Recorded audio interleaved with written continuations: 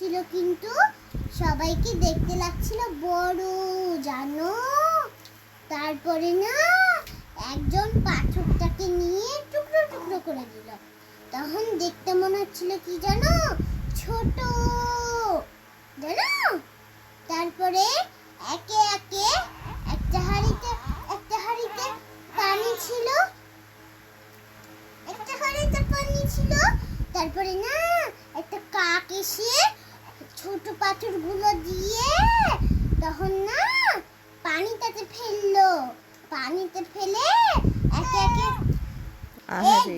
কাক ঝুঁকায় না বাবু, ওভাবে ঝুঁকায় না, বিরক্ত হয়ে যাচ্ছে।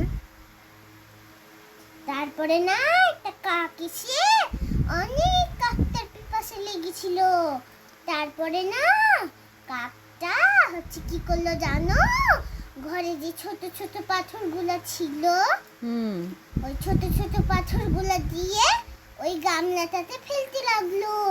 তারপরে একে একে ফেলছে আর পানি উঁচু হয়ে আসছে। তারপরে অনেকগুলো ফেললো। তারপরে না পানিগুলো উপরে উঠে এলো। তারপরে কাকটা খেতে পারলো, জানো কি? গল্প শেষ হলো? আপু কি ঘুমালো গল্প শুনে? ঘুমায়নি? বুঝি